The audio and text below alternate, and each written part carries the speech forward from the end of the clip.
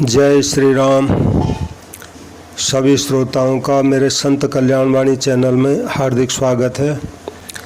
आज मैं श्री रामकृष्ण देव की अमृतवाणी ग्रंथ में जो बोध कथाएं उनके द्वारा कही हुई संकलित की गई हैं, उनका छठा भाग मैं आपको सुनाने जा रहा हूँ।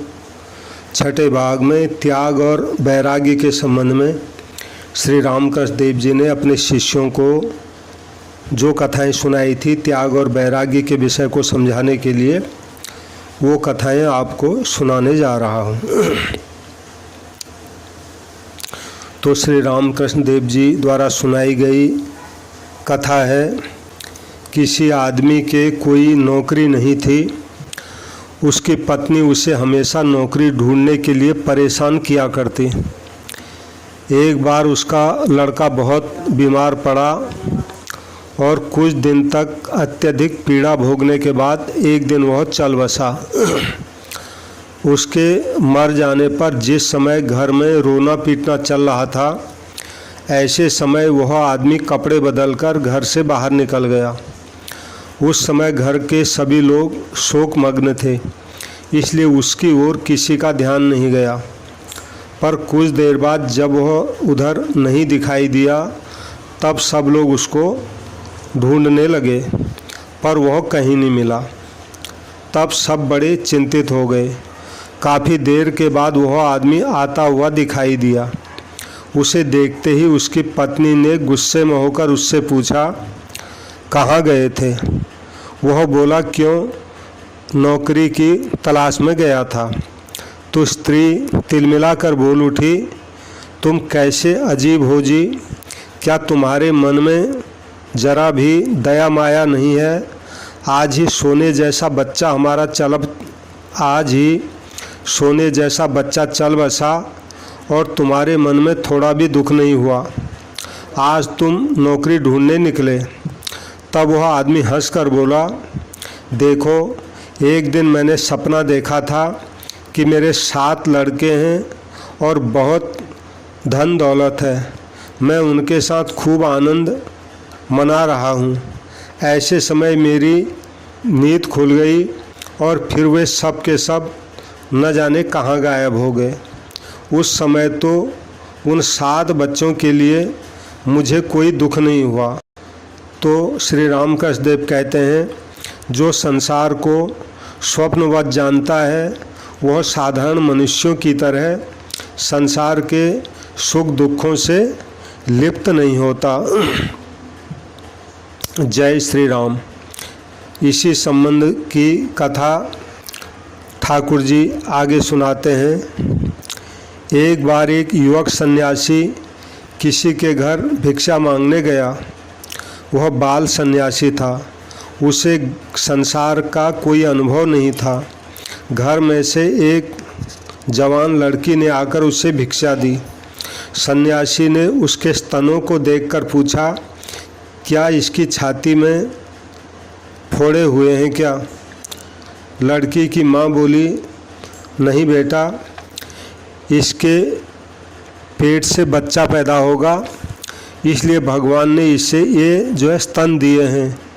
इन स्तनों से जो बच्चा होएगा वो दूध पिएगा। सुनते ही सन्यासी बोल उठा, तब चिंता किस बात की है? फिर मैं क्यों भिक्षा मांगूं? जिन्होंने मेरा सृजन किया वही मुझे खाने को भी देंगे।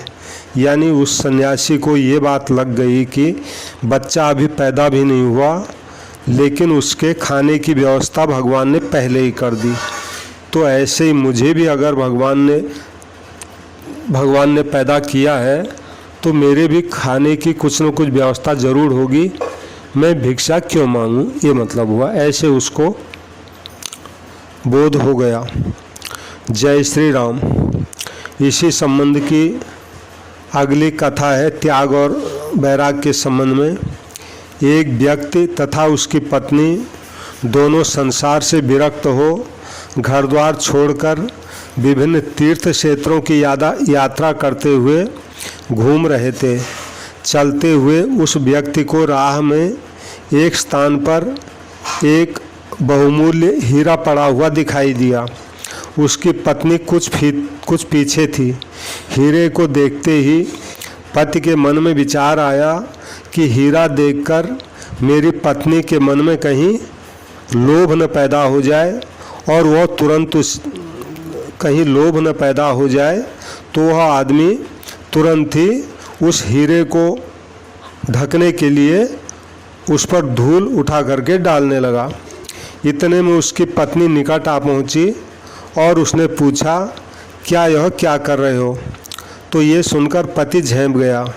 पत्नी ने पैर से धूल हटाकर उस हीरे को देखते हुए कहा, अब भी तुम्हारे भीतर हीरा और धूल में भेद बुद्धि बनी हुई है, तब तुम घर छोड़कर निकल क्यों आए? कहने का मतलब ये है, पत्नी का ये कहने का तात्पर्य रहा कि धूल के ऊपर तुम धूल क्यों डाल रहे हो, यानी घर से निकल आए हो तो अब हीरा और धूल एक जैसी है, ये मतलब हुआ। जय श्री राम। त्याग और वैराग्य के संबंध में अगली कथा ठाकुर जी सुनाते हैं। वैराग्य कैसे साधा जा सकता है। एक बार एक स्त्री ने अपने पति से कहा कि मेरा भैया सन्यासी बनने वाला है, उसके लिए वह काफ़ी दिनों से बहुत कुछ तैयारी कर रहा है। पति ने कहा, हट पगली, वह कभी सन्यासी नहीं बन सकेगा। इस तरह तैयारी करके सन्यासी नहीं बना जाता। स्त्री बोली, तो भला किस तरह से सन्यासी बना जाता है? किस तरह सन्यासी बना जाता है देखना चाहती है। यानी पति ने कहा, अगर तू देखना चाहती है कि किस तरह सन्यासी बना जाता है तो मैं तुझे बताता हूँ। ऐसा कहकर पति ने झट सब वस्त्र फाड़कर केवल कौपीन पहन लिया और स्त्री से कहा, आज से तू मेरी माँ हुई। यह कहते हुए वो घर से निकल पड़ा। फिर वह कभी अपने घर नहीं लौटा। जय श्री राम। इसी संबंध की अगली कथा श्री रामकृष्ण देव जी सुनाते हैं। बनत बनत बन जाई, चलो राम नाम लो भाई। जैसी उनकी मर्जी, यह सब मंद वैराग्य है। ठाकुर जी कहते हैं कि जिसका ये भाव रहता है कि बनत बनत बन जाई, चलो राम का नाम लो भाई, जैसी उनकी मर्जी, तो यह सब मंद वैराग्य वाले का लक्षण है। जिसे तीव्र वैराग्य होता है उसके प्राण भगवान के लिए इस तरह व्याकुल रहते हैं जैसे अपनी कोख की संतान के लिए माँ के प्राण व्याकुल रहते हैं।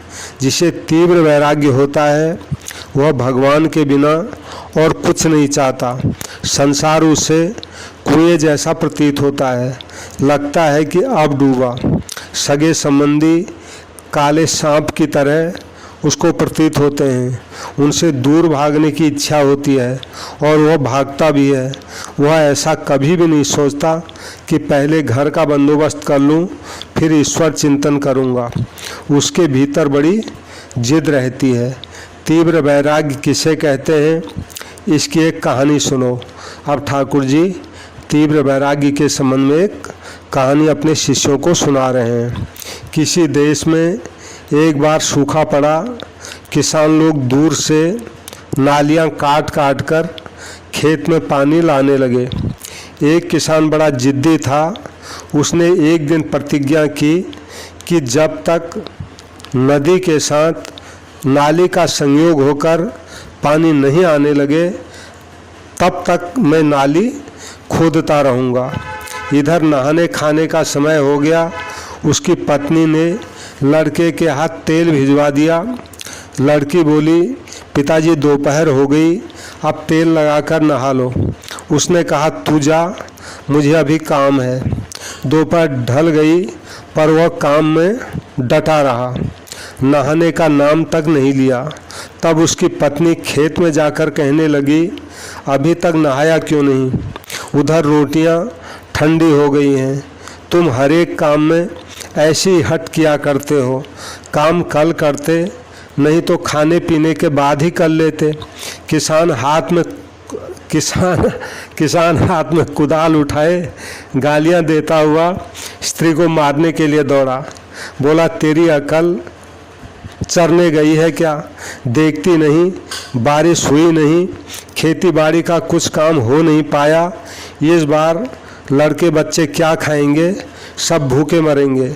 मैंने प्रतिज्ञा कर ली है कि आज पहले खेत में पानी लाऊंगा, उसके बाद ही नहाने खाने की बात होगी। उसके तेवर देख उसकी स्त्री भाग के चली गई। किसान ने दिन भर जी तोड़ मेहनत करने के बाद आखिर शाम के समय नदी के साथ नाली को जोड़ ही दिया। फिर एक और बैठकर देखने लगा नदी का पानी कैसे कल कल बहता हुआ खेत में आ रहा है। तब उसका मन शांति और आनंद से भर उठा। फिर घर जाकर उसने स्त्री को पुकार कर कहा, अब थोड़ा तेल ले आ और चिलम में तम्बाकू भर दे। उसके बाद निश्चिंत होकर स्नान भोजन कर वह चैन से सोता हुआ खर्राटे लेने लगा। ऐसी जिद तीव्र वैराग्य की उपमा है। एक कहानी इसी संबंध की और सुना रहे हैं। एक और किसान था, वह भी खेत में पानी लाने गया था, पर जब उसकी पत्नी खेत में गई और बोली, समय बहुत हो गया है, अब चलो, इतनी ज़्यादा मेहनत मत करो, तब उसने कोई विरोध न कर चुपचाप कुदाल रख दी और बोला, अच्छा तू कहती है तो चल। वह किसान कभी खेत में पानी नहीं ला सका। यह मंद वैराग्य की उपमा है। तो ठाकुर जी कहते हैं, हट के बिना जिस प्रकार किसान खेत में पानी नहीं ला सकता, उसी प्रकार मनुष्य भी ईश्वर दर्शन नहीं कर सकता। यानी ईश्वर साक्षात्कार करने के लिए भी ऐसी जिद्द होनी चाहिए। ये ठाकुर जी का कहने का मतलब है। जय श्री राम। इसी संबंध की यानी त्याग और वैराग्य के संबंध में अगली कथा ठाकुर जी सुनाते हैं। एक मछुआ रात के समय किसी के बगीचे में घुसकर तालाब से चोरी चोरी मछलियां पकड़ रहा था। मालिक को इसकी खबर लगी और उसने लोगों को बुलाकर बगीचा घेर लिया। वे लोग मशाल जलाकर चोर को ढूंढने लगे। इधर मछुए ने स्वयं को बचाने के लिए झट शरीर पर थोड़ी राख मल ली और एक पेड़ के नीचे साधु का भेष बनाकर बैठ गया। उन लोगों ने बहुत खोज तलाश की, पर चोर उनको कहीं नहीं मिला। केवल एक पेड़ के नीचे एक साधु बभूत रमाए ध्यानमग्न बैठा हुआ दिखाई दिया। दूसरे ही दिन गांव भर में खबर फैल गई कि अमुक के बगीचे में एक बड़े भारी महात्मा आए हुए हैं। फिर क्या था, सब लोग फूल फल मिठाई आदि लेकर साधु के दर्शन के लिए आने लगे। उसे भेंट चढ़ाते हुए प्रणाम करने लगे। साधु के सामने बहुत रुपए पैसे भी पड़ने लगे। तब मछुआरे ने विचार किया, कितने अचरज की बात है, कितने अचरज की बात है। मैं सचमुच में साधु नहीं हूँ, फिर भी मुझ पर लोगों की इतनी श्रद्धा भक्ति है। तब तो सच्चा साधु बन जाने पर मुझे अवश्य ही भगवान मिलेंगे, इसमें संदेह नहीं है। जब कपट साधना से ही उसमें इतनी चेतना जाग गई, तब सत्य साधना होने पर तो कोई बात ही नहीं। जय श्री राम। इसी संबंध की अगली कथा ठाकुर जी सुनाते हैं। किसी साधु को खूब सिद्धियां प्राप्त हुई थी, इसलिए उसे अहंकार भी हुआ, किंतु वह साधु स्वभाव से अच्छा था।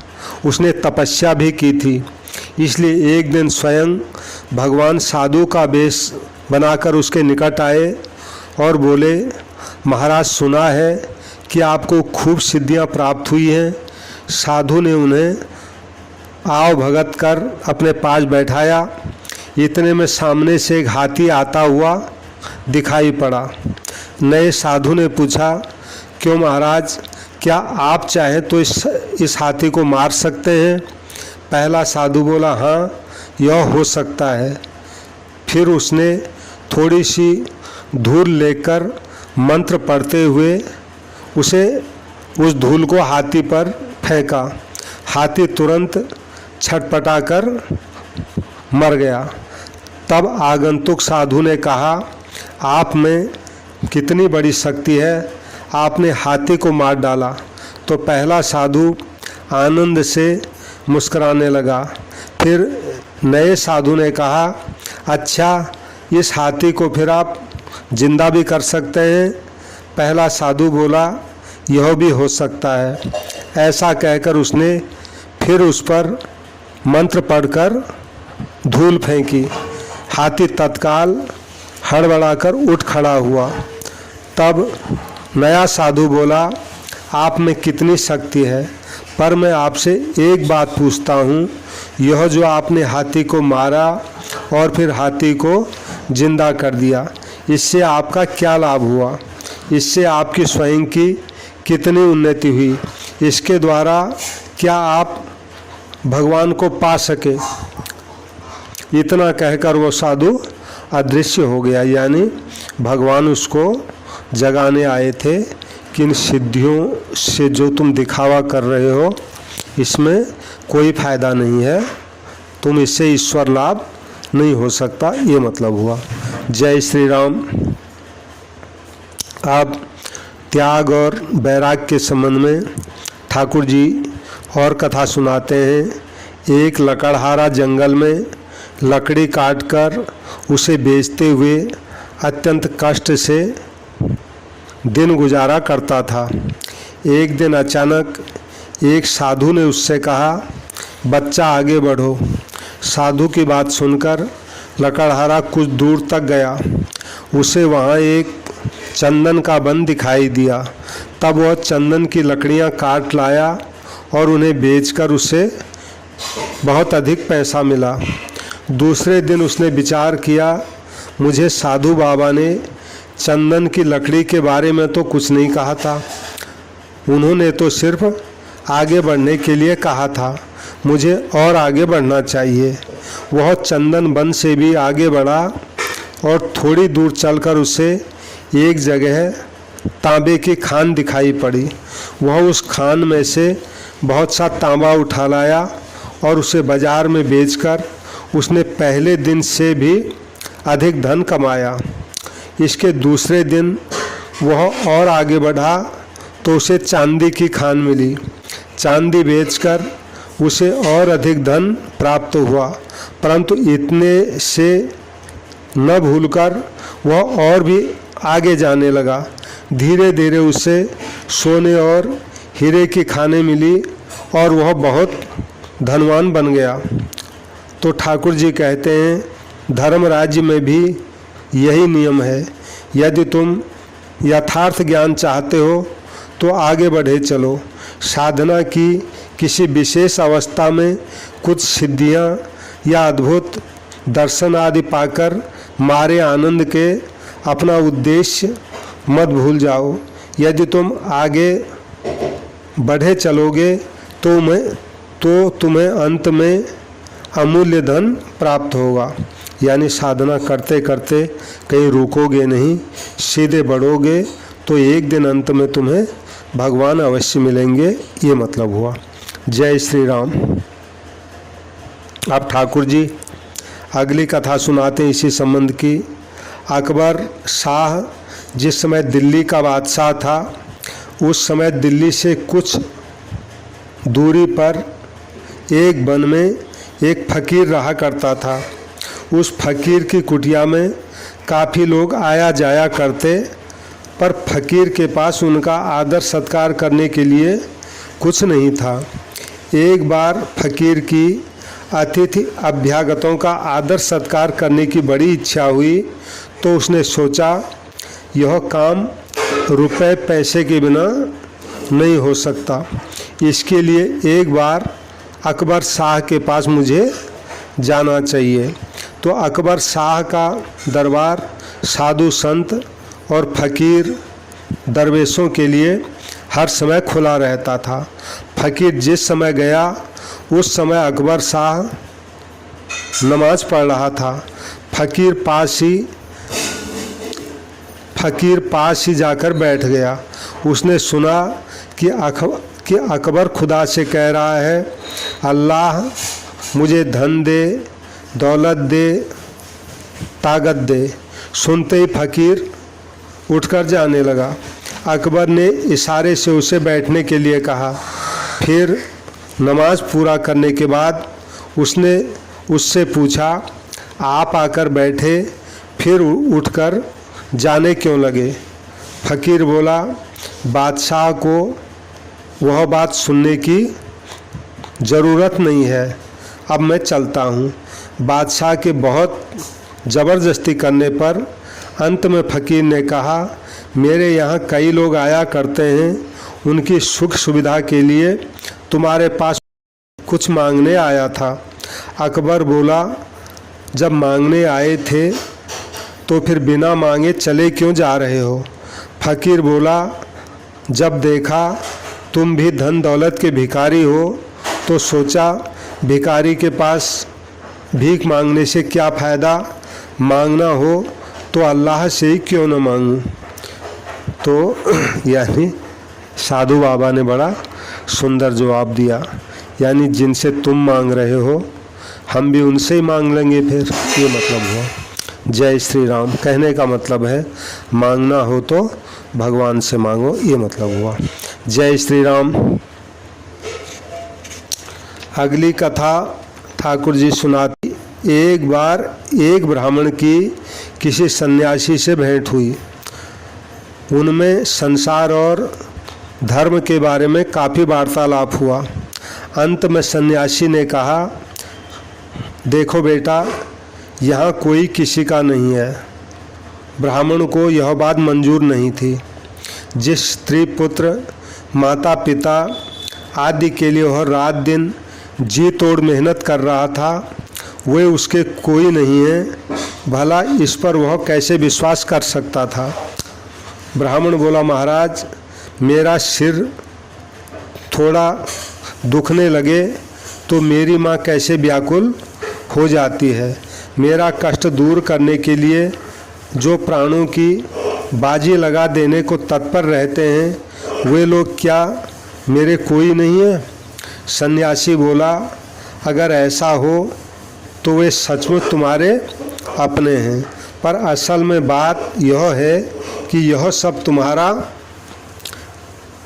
भ्रम है। तुम्हारी माता, पत्नी या पुत्र तुम्हारे लिए अपनी जान दे सकते हैं, इस बात पर कभी विश्वास मत रखना। बात सच या झूठ है यह तुम परख कर देख लो। आज घर जाकर तुम पीड़ा का ढोंग करते हुए चिल्लाते रहो, मैं तुम्हारे यहाँ आकर तुम्हें एक तमाशा दिखाता हूँ। तो जो है ब्राह्मण को साधु बाबा की बात जच गई, तो घर जाके ब्राह्मण ने वैसा ही किया। घर जाकर वह रोने चिल्लाने लगा। काफ़ी वैद्य हकीम आए पर उसका दर्द कुछ कम नहीं हुआ। उसकी माँ बेचैन हो उठी, औरत और बच्चे रोने लगे। इतने में सन्यासी आ पहुँचा। उसने देख कर कहा, इसे बड़ा ही कठिन रोग हो गया है, इसके बचने का कोई उपाय दिख नहीं रहा, परंतु यदि इसके बदले अगर कोई अपने प्राण दे सके तो यह बच सकता है। सुनकर सब लोग आश्चर्य से एक दूसरे की ओर ताकने लगे।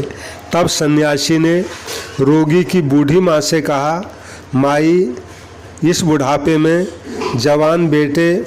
जवान कमाते बेटे को गंवाकर तुम्हारा जीना न जीना एक ही है। तुम अगर इसके बदले अपने प्राण दे सको तो मैं इसको बचा सकता हूँ, और अगर तुम माँ होकर अपने बेटे के लिए प्राण नहीं दे सको तो फिर भला इस संसार में और है ही कौन जो इसके लिए अपने प्राण दे दे। तो बूढ़ी माँ रोते हुए बोली, बाबा इसके लिए तुम मुझे जो कुछ करने को कहोगे मैं वही करूँगा। अब रही प्राण देने की बात, भला ऐसे बेटे के लिए प्राण देना कौन बड़ी बात है, पर मैं यही सोच रही हूँ कि मेरे मरने पर घर में इन बच्चों का क्या हाल होगा। मेरी किस्मत ही फूटी है, नहीं तो मेरे सर पर इन सब का भार क्यों होता। इधर यह बात सुनते सुनते रोगी की स्त्री जोर से पुकार कर रो पड़ी, ओ मेरे बाबूजी, ये मेरी अम्मा, तुम्हें दगा देकर मैं कैसे जाऊं। सन्यासी ने उसकी ओर देखकर कहा, इसकी माँ तो इसके लिए जान दे नहीं सकी, पर तुम तो इसकी पत्नी ठहरी, क्या तुम अपने पति के प्राण बचा सकती हो। पत्नी बोली, मैं अभागी हूँ महाराज, मेरे भाग में जो लिखा है उसी को होने दो। अब बिना कारण अपने माँ बाप को रुलाकर मुझे क्या मिलने वाला है। इस प्रकार सब लोग अपनी असुविधा व्यक्त करने लग गए। तब सन्यासी ने उस ब्राह्मण से कहा, अब देखा न, कोई तुम्हारे लिए प्राण देना नहीं चाहता। आप तो समझ गए न कि संसार में कोई किसी का नहीं। यह देखकर ब्राह्मण संसार छोड़ सन्यासी के साथ निकल पड़ा। कहने का मतलब ठाकुर जी का ये है कि संसार में कोई किसी का नहीं है और भगवान को मत भूलो, भगवान के लिए प्रयासरत रहो और संसार से उपराम रहो, ये मतलब हुआ। जय श्री राम।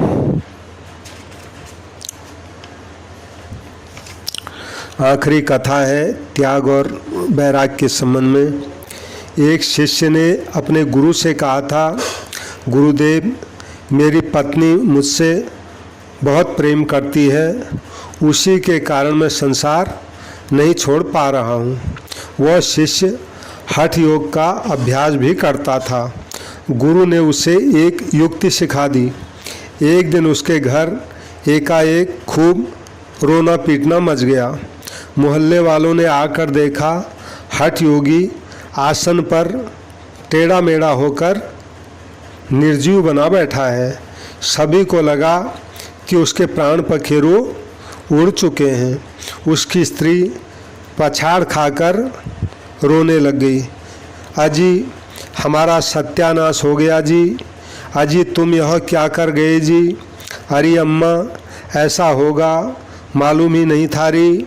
थोड़ी देर में सगे संबंधी एक खाट ले आए और उसकी देह को बाहर निकालने लगे।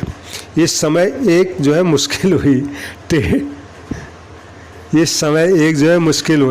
क्योंकि वो हठ योगी था, उसके हाथ पैर टेढ़े मेढ़े हो गए थे। तो टेढ़ी मेढ़ी और कठिन हो जाने के कारण उसकी देह दरवाजे से बाहर नहीं निकल पा रही थी। तब एक पड़ोसी दौड़ कर एक कुल्हाड़ी ले आया और दरवाजे की चौखट को धमाधम काटने लग गया। स्त्री अधीर होकर रो रही थी, पर धमाधम की आवाज़ सुनकर वह दौड़ आई। उसने आकर रोते हुए पूछा, अजी ये क्या हो रहा है जी। लोगों ने कहा इनकी देह घर से बाहर नहीं निकल पा रही है, इसलिए चौखट को काट रहे हैं। तब वो कहने लगी, अजी ऐसा काम मत करना जी, मैं अभी बेवा हो गई, मुझे देखने वाला कोई नहीं रहा, मुझे इन नाबालिग बच्चों को पालना पोसना पड़ेगा। यह दरवाज़ा एक बार काटने के बाद फिर बन नहीं पाएगा। अजी इन्हें जो होना था सो तो हो ही गया, अब ऐसा करो दरवाजे की चौखट मत काटो, इन्हीं के हाथ पैरों को काट दो। सुनते ही हठ योगी उठ खड़ा हुआ। तब वह बूटी का असर तब तक बूटी का असर कट चुका था। कहने का मतलब है ऐसी कोई बूटी बेहोश होने वाली उसने खाई थी, तो तब तक बूटी का असर कट चुका था। उसने उठकर कहा, साली मेरे हाथ पैर काटती है। यह कहकर वह तत्काल घर छोड़कर गुरु के साथ निकल पड़ा। जय श्री राम। तो ठाकुर जी के कहने का तात्पर्य यही रहा होगा कि ये जो संसार है ये सब झूठा है। जो प्रेम व्यवहार यहाँ का होता है ये सब झूठा व्यवहार है। इसमें संसारवासियों को नहीं फंसना चाहिए, भगवान को नहीं भूलना चाहिए, यही मतलब रहा होगा। सभी श्रोताओं से मेरी प्रार्थना है, कृपया मेरे संत कल्याणवाणी चैनल को सब्सक्राइब करें और ठाकुर जी की कल्याणकारी वाणी है, इसको शेयर ज़रूर करें और इसको लाइक करें। जहाँ भी संत महात्माओं की कल्याणकारी बातें मुझे मिलेंगी मैं अपने इस चैनल पर अवश्य उसको रखूँगा। सबको प्रणाम, सबको राम राम। जय श्री राम, जय श्री राम।